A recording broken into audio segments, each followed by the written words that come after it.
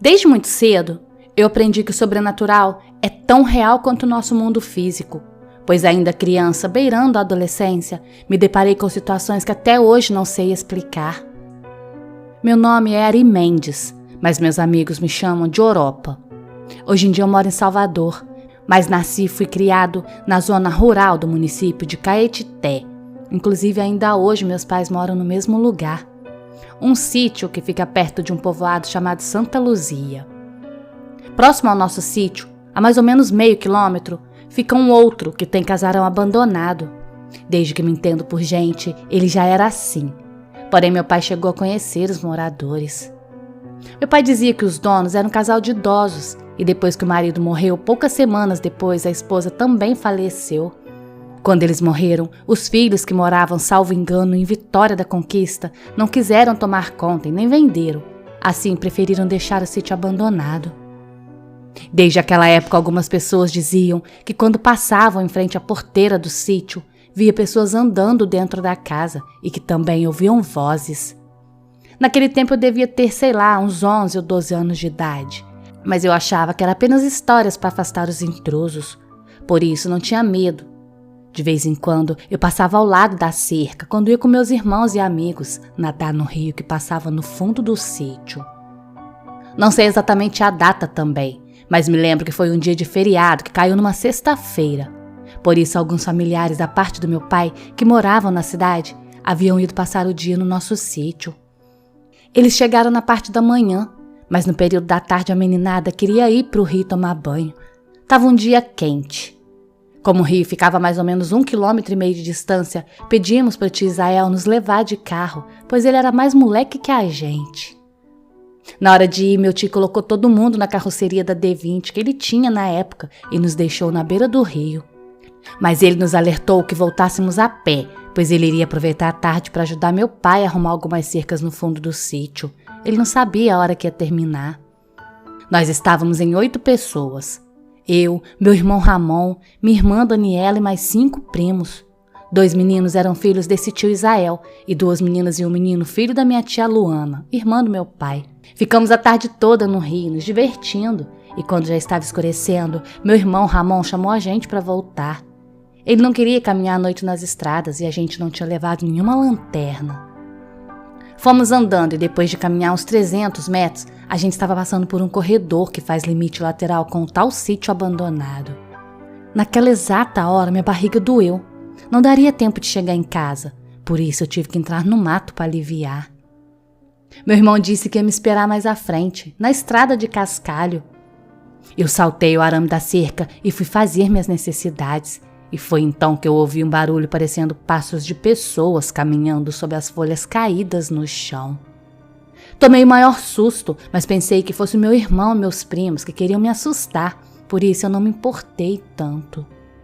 O barulho parou e eu terminei, mas quando olhei para trás, tive a sensação de ver um homem idoso usando um chapéu com uma taca na mão. O homem não disse nada, ficou apenas me olhando. Por pouco eu não caí em cima do que eu tinha feito, porque minhas pernas bambearam. Por fim, eu consegui correr. Passei pela cerca e nem vi quando cheguei na estrada de cascalho. Todos estavam me esperando. Eu tremia muito e não conseguia dizer nada. Nessas horas até a voz da gente desaparece. Eu só queria chegar logo na minha casa. Quando a gente chegou, eu bebi um pouco de água. Me acalmei, mas fiquei com medo dos meus irmãos e primos não acreditarem no que eu tinha visto e ficarem zombando de mim. Por isso falei que tinha visto uma jiboia bem grande. Naquela noite meus pais, meus avós e meus tios fizeram um churrasco e a farra foi até de madrugada. Mas eu não tirava aquilo da minha cabeça. Toda hora eu tinha a impressão que o homem que vi naquela mata estava em frente à porteira da nossa casa. Quando acabou a farra, foram todo mundo se acomodar na casa. Alguns dormiram na sala, outros colocaram os colchões nos quartos, mas mesmo com a casa cheia, eu não conseguia dormir. No outro dia eles foram embora. Eu contei tudo para minha mãe e ela acreditou e só pediu que eu rezasse antes de dormir. Deus ia enviar anjos para me proteger, segundo ela, e manter aquele homem bem longe da nossa casa. O tempo passou. Aos poucos eu fui me esquecendo daquela aparição. Porém, no mês de janeiro do ano seguinte, uma amiga da minha irmã veio passar uma semana aqui em casa. e em frente à casa abandonada tinha um pé de seringuela que estava todo vermelho. A menina nos chamou para ir até lá pegar algumas. Mesmo com medo, resolvi ir com elas e com meu irmão. Só colhemos as seriguelas e voltamos em cima do rastro. Elas não duraram muito, então as meninas pediram para eu e Ramon voltar lá e pegar mais algumas. Eu não queria ir, mas como meu irmão queria impressionar a menina, falou que ia e nessa hora eu quis ir com ele. Naquele tempo eu só andava com o estilingue na mão. Não sei dizer o motivo, mas o estilingue estava comigo, como se aquilo pudesse me proteger de alguma coisa. Minutos depois a nossa capanga já estava cheia. Porém, quando eu fui sair de lá, alguma coisa segurou no gancho do meu estilingue. Eu puxava pelo couro e algo segurava do outro lado. A mangueira ficou esticada. Meu irmão, ao invés de me ajudar, deu no pé, então eu larguei o estilingue e saí correndo também, sem nem olhar para trás. Quando a gente contou para nossa mãe, ela queria dar um couro na gente e falou que não era mais para nem eu e nem meu irmão entrar nas terras do sítio, principalmente perto daquele casarão.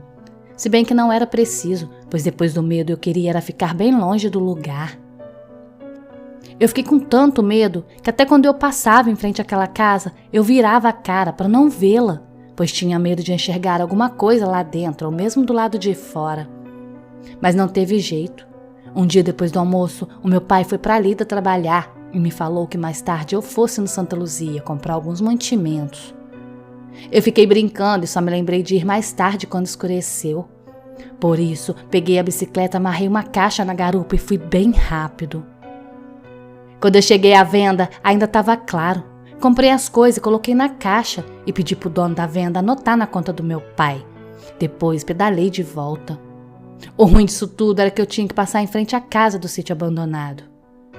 Eu fui pedalando bem rápido e por azar a corrente caiu a cerca de 10 metros antes da porteira velha. Desci da bicicleta e coloquei a corrente no lugar. Quando eu fui pedalar, escutei um fungado e o barulho de alguém caminhando para o meu lado. Não tive coragem de olhar para trás, nem para dentro do terreno. Saí empurrando a bicicleta e montei nela já em movimento. Por mais rápido que eu pedalasse, eu continuava ouvindo os barulhos atrás de mim. Foi Deus quem me segurou para não desmaiar, pois meu coração ficou muito disparado. Por sorte, meu pai estava parado na porteira, me esperando. Logo que eu parei, ele nem olhou para mim. Ele tinha um olhar fixo na estrada, na direção de onde eu vinha.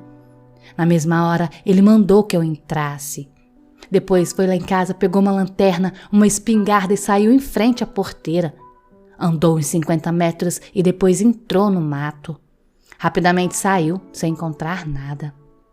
Quando chegou em nossa casa, me falou que viu alguma coisa grande correndo atrás de mim, mas não sabia dizer o que era. Disse que no começo parecia gente, depois parecia bicho e depois parece que voou e entrou na mata. Eu falei que não vi, mas ouvi e sabia que tinha alguma coisa atrás de mim mesmo, e se eu não estivesse de bicicleta teria me alcançado. Depois daquele dia, durante um bom tempo, até mesmo meus pais evitavam passar em frente à casa velha quando a noite caía. Foi assim por um bom tempo. Hoje em dia o terreno tem outros donos, mas continua sem ninguém morando. Meu pai fala que os novos donos arrumaram a casa e que de vez em quando aparece alguém para morar nela e tocar o sítio, mas meses depois vão embora. Meus pais nunca mais viram nada ali, mas acreditam que alguma coisa habita aquele sítio.